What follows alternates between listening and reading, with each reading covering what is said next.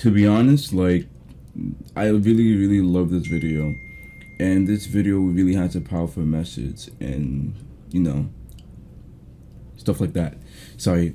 So basically, I like this video and I learned a lot from this video, right? So basically, when he was a kid, he didn't know what racism is. So he did a parade and people was throwing stuff at him. So his grandmother took him and pulled him over, or like took him out the parade. He didn't know why. So he came back home and his parents was like, how did you fall down? And then I'm gonna just call him the main character. Then our main character here told his parents what happened. So after the fact, his parents sat him down and told him about racism. The main character did not believe anything that his parents said, because in his mind, it's like, if you don't know me, why you don't like me if you don't know me, right?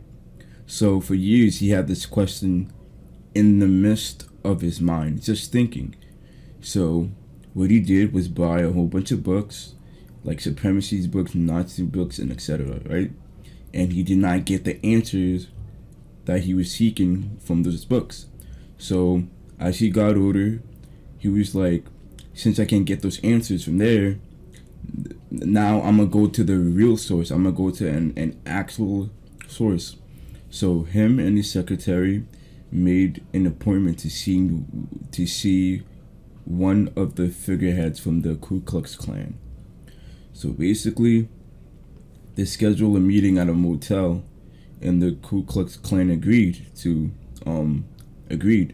So on the phone, I think his supervisor and manager, he told the main character to like be careful and to not play, because this dude would actually kill you. Do not tell him that you're black.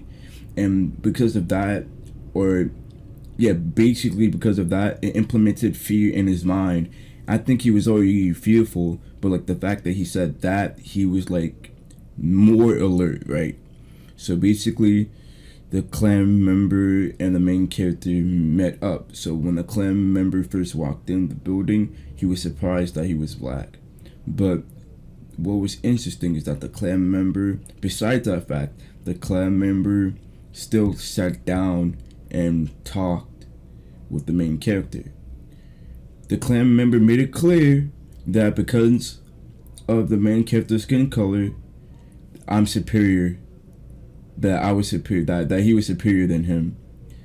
And I don't know how he felt about that, but like, I think he just shook it off, because at the end of the day, he just wanted answers. That's all that he wanted. Like, if I was in this place, I wouldn't even like, I would just stop right there. I wouldn't go so far as to me talking to a member of the KKK, you know, because I'm scared, you know.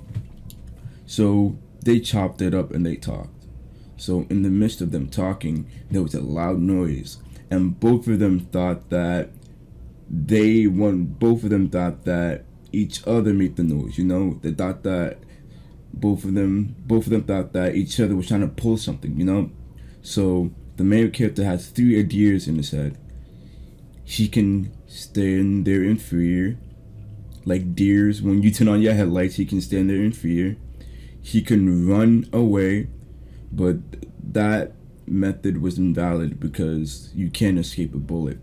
Or he could get the first hit. So what he was about to do, he was about to get the first hit, because he thought that the KKK member done it. So he was so they had like a stare off standstill, and both of them was just looking at each other's eyes, and both of them had like the same thought. What did you do? What are you trying to pull? So his manager came and figured out what happened, right? So basically there was sodas and there was beverages for people, and there was ice. The ice melted and the soda fell. That's what made that noise.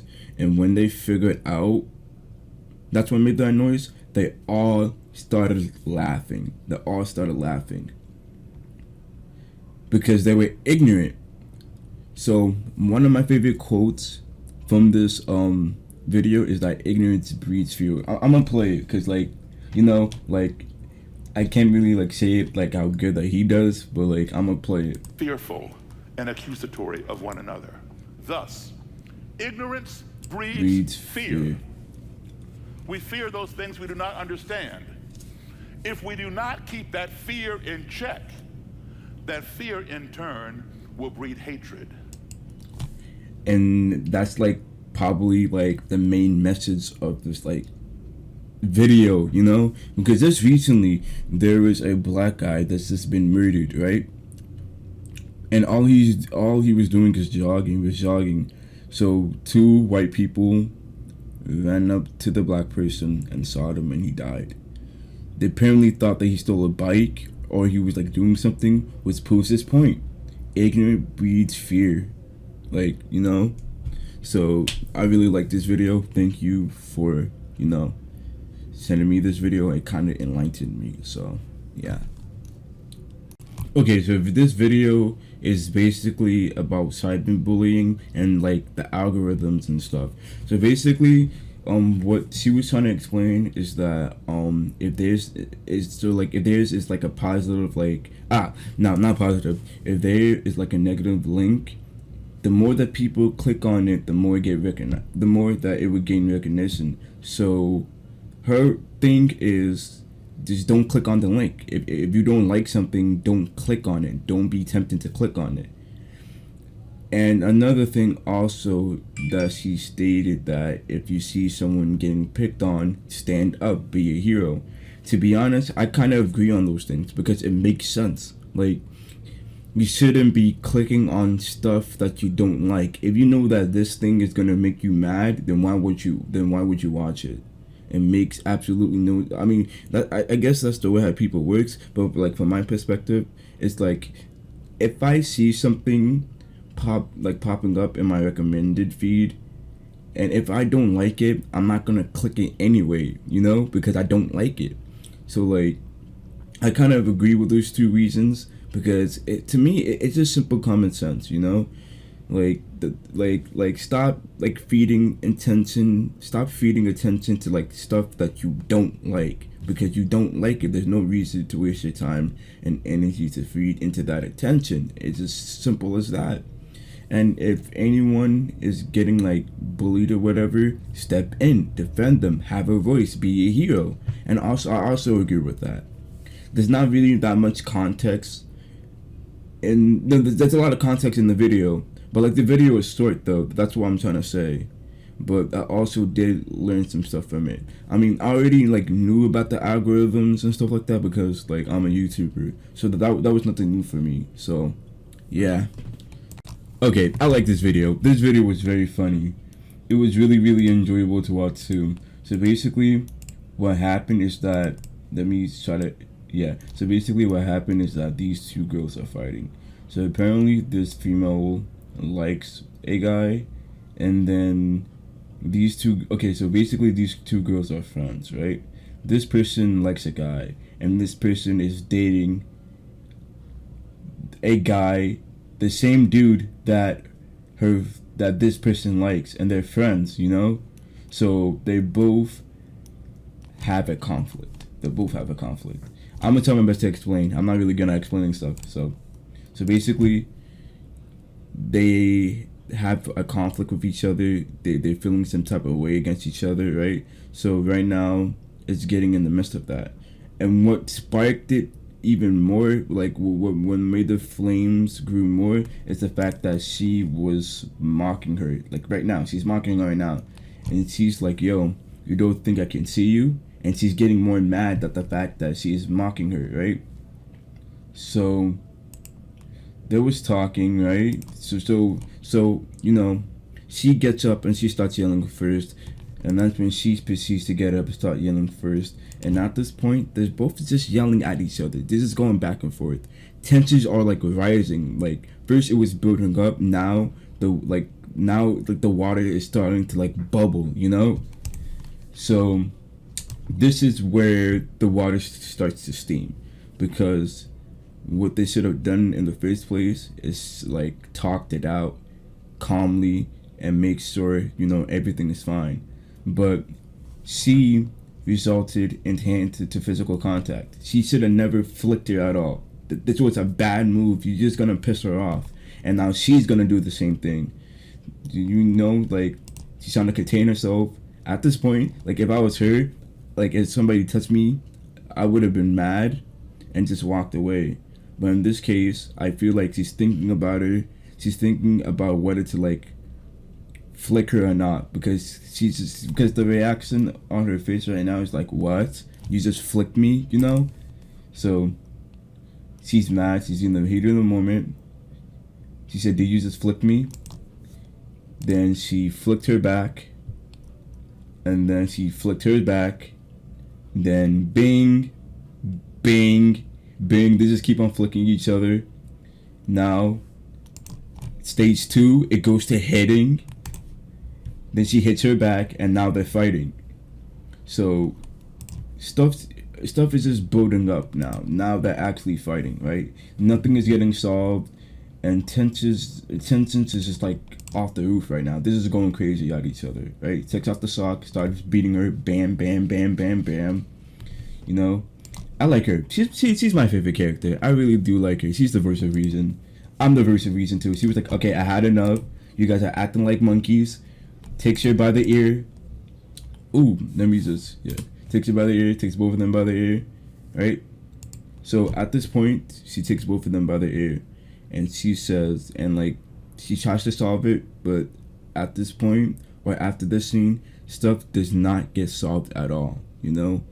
Because tension is still there.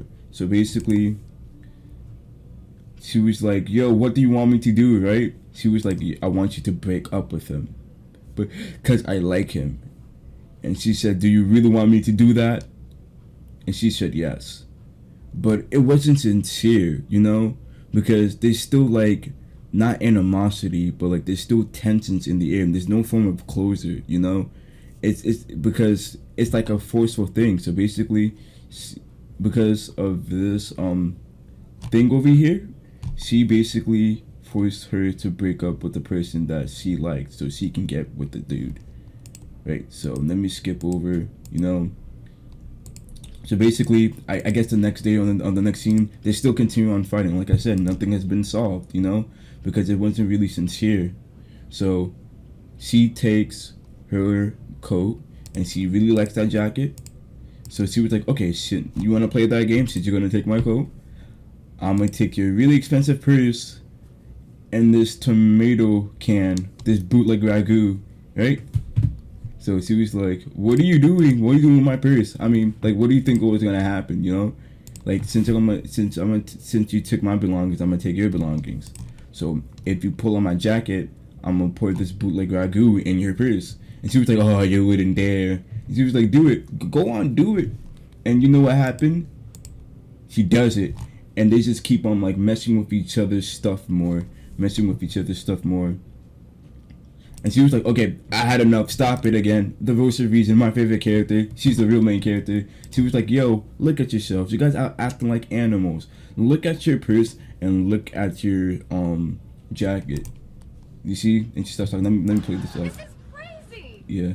Who can even remember why you started fighting in the first place? She knew that I liked you and maybe she would have. They're still fighting, but like the voice of reason, my favorite main character. Yes, that's right. But still, look at your purse. Look at your sweater. Look at. You see, so they've both done enough damage. They've both done enough damage to each other, and because of this, they realized they were acting pretty stupid, and like now they have closure. Now, like the conflict is done, and this is how it should be solved. If you have a conflict with somebody, you and that person should talk one-on-one and just solve things out. No, because you know they did it immaturely, and like tensions just rose from there. So like not after this scene, I'm sorry that I made you stop seeing. they both apologized to each other, and the conflict ended. It's really sincere, and they have closure, and that's really it. And compared to the first scene, it was like it was forced, you know. Like, If you both stop. What do you want me to stop seeing him? Is that what you want? Uh-huh. you see, both of them still has like tension and anger inside of them. It wasn't really sincere, and they didn't apologize to each other. So yeah, so that's my thoughts on this video. Okay, this video was really, really good and funny. I used to watch The Big Bang Theory, but I only remember Sheldon because he's just hilarious, and I just love his character. So basically, an unsolved issue. Okay, so basically, Sheldon is really honest and straightforward. He doesn't like unsolved conflict, and unsolved conflict to him is like a itch in his brain. He needs to solve stuff, and Leonard does not like, you know, he doesn't feel the exact same way how Sheldon feels. So listen to this real quick. Completely disregard how uncomfortable unresolved issues are for me. It's like an itch in my brain I can't scratch. So basically, unresolved issues. Basically, Sheldon does not like unresolved issues. Like, if there's an issue, he will solve it. And Sheldon is being honest, and he's telling Leonard the way how he feels. But Leonard doesn't really take it serious. Like, he's just playing around. Like, he's just like playing around with him. Ever try that? Maybe going through the ear. You wouldn't make jokes if you could feel the way I feel. He does not feel the way he feels, and Leonard admits that. He was like, I'm not you, I can't feel that way. So Sheldon makes a compromise with Leonard. He was like, okay, bet. So let me just skip over here and skip to the part. Would like you to wear this sweater with nothing underneath it. That's stupid. Why? You say it's itchy and uncomfortable. I say situations like this make me feel the same way. So basically, Sheldon is making a compromise with Leonard, right? The sweater represents how Sheldon feels about conflict in general. So since Leonard does not understand, Sheldon was like, okay, since you don't understand the way I feel, you're gonna wear this. I'm telling you, try the hanger. And he's still playing, he's still making jokes. Put it on. So he puts the sweater on. I'm gonna make a fort. Alright, puts the sweater on. All I need to do is head down to the video store and return the DVD. Oh, did I forget to tell you? That store went out of business years ago. He's like, what? And then now he's itching. Now he's itching. You see? So if a conflict is like dragged on forever, it bugs him. Now he knows the way. Now Leonard knows the exact same way how Sheldon feels. This works because like they're both compromised, and like now, okay, so it works because they're both compromised, and now Leonard understands Sheldon's viewpoint by this sweater. Like, you know, if a conflict remains unresolved, then it bugs him a lot. The store is closed years ago, and now the sweater it's itching. So Leonard, I kind of like this. That last comment though, but yeah. So I like the way that they use this. They incorporate real life stuff. It's really, really good, and it works in this way. Okay, the videos are even getting more funny now. So basically, I feel like this video was conflict compromised because the only disagreement is Sheldon. Like, so the gang wants to eat at a movie theaters, right? And apparently some movie theaters Sheldon doesn't like. So they're trying to like compromise to see what Sheldon likes, and they give some points here. Like for example, like they're gonna give some points and stuff. Like they add their input and stuff. We could eat off to the movie. Unacceptable. The delay would result in tomorrow morning's bowel movement occurring at work. So basically, Hang on. There's a 7-Eleven here. We Okay. smuggle Slurpees, which are essentially ices, in under our coats after having a pleasant meal either here or there. So he adds his input. You see? I don't see how we So basically, these three people are on board, but like these three people are not the issue. It's just Sheldon. He's just being picky. He's just Sheldon just being Sheldon. What universe are Slurpees ices? Equivalency? So they gave another suggestion, and they basically was like, so basically they gave another suggestion to Sheldon, right? And Sheldon was like, no.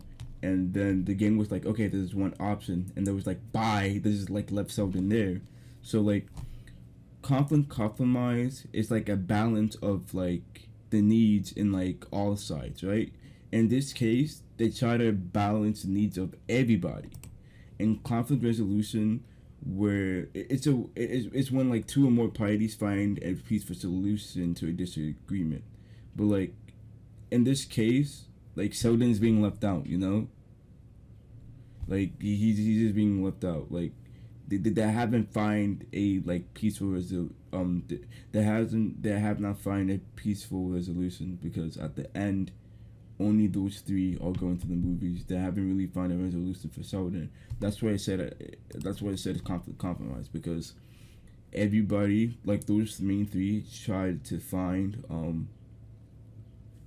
trying to like solve particularly Sheldon's needs, and they couldn't find him. And like since they couldn't do that, there was like only one answer, and they just left. So yeah, I feel like it was a little bit of both in a way, but yeah. Okay, so this video, like I said, they keep on getting funny.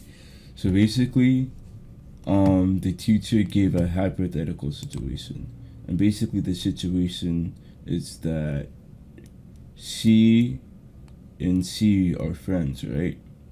And she told him that she was whack.